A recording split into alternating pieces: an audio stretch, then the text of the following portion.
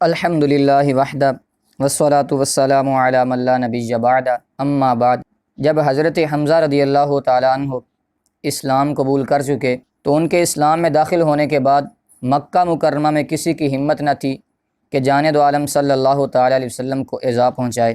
جب جانب عالم صلی اللہ تعالیٰ علیہ وسلم پر ہاتھ اٹھانا ممکن نہ رہا تو ظالموں نے اذیت رسانی کے تمام حربے ضعیفوں، مسکینوں اور غلاموں پر آزمانے شروع کر دیے، جس میں بوڑھے، جوان، عورت یا مرد کی کوئی تمیز نہ کرتے، جس پر بس چلتا ظلم کی انتہا کر دیتا۔ ان مظلوموں میں سیدنا بلال رضی اللہ تعالیٰ عنہ، حضرت ابو فقیہ رضی اللہ تعالیٰ عنہ، ان دونوں کا قصہ تقریباً ایک ہی طرح کا ہے۔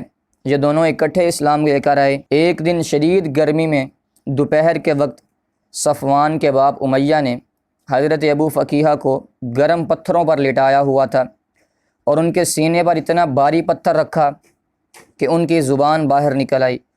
اس پر بھی سنگ دلوں کو تسکین نہیں ہو رہی تھی، اور امیہ کا بھائی جو قریب کھڑا یہ منظر دیکھ رہا تھا امیہ کو مزید تشدد پر اکساتے ہوئے کہہ رہا تھا، زدہ عذاباً، اس کے تشدد میں اور اضافہ کرو۔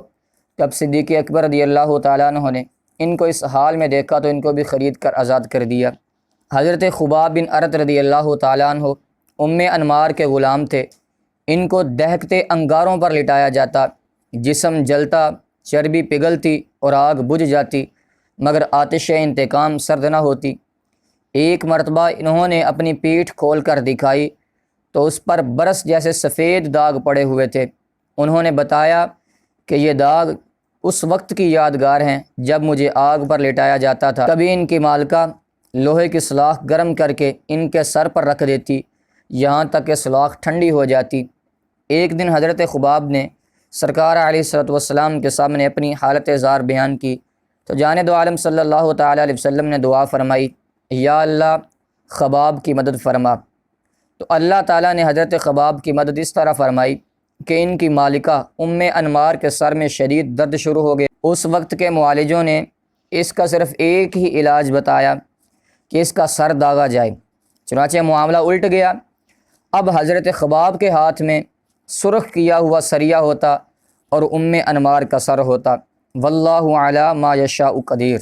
حضرت عمار بن یاسر رضی اللہ تعالیٰ عنہما، حضرت عمار دراصل یمن کے رہنے والے تھے۔ ایک دفعہ اپنے بھائی کے ساتھ مکہ آئے تو یہیں پر قیام پذیر ہو گئے۔ ان کی ایک کنیز سمیہ کے ساتھ ان کا نکاح ہو گیا۔ حضرت عمار ان کے بطن سے پیدا ہوئے۔ یاسر پردیسی تھے اور سمیہ کنیز اس لیے بے سہارا تھے۔ جب حضرت عمار، حضرت یاسر اور حضرت سمیہ تینوں ہی ایمان لے آئے تو مشرکین کی آتش انتقام بھڑک اٹھی۔ انہوں نے ان تینوں کو طرح طرح کی ایذائیں پہنچانا شروع کر دیں۔ حضرت یاسر تشدد کی تاب نہ لا سکے اور شہید ہو گئے۔ حضرت سمیہ کو ابو جہل نے اس زور سے برچھی ماری کہ وہ بھی شہید ہو گئیں۔ حضرت عمار مدتوں سختیاں جھیلتے رہے۔ کبھی ان کو لوہے کی زرہ پہنا کر سخت گرم دھوپ میں بٹھایا جاتا، کبھی ان کے بدن کو آگ سے جلایا جاتا۔ جب اذیت کا مرحلہ گزر جاتا تو جانب عالم صلی اللہ تعالیٰ علیہ وسلم تشریف لاتے اور ان کے جلے ہوئے بدن پر اپنا دست شفقت پھیرتے اور اس طرح دم کرتے، اے آگ تو عمار کے لیے اسی طرح ٹھنڈی ہو جا اور سلامتی والی بن جا جس طرح حضرت ابراہیم کے لیے بنی۔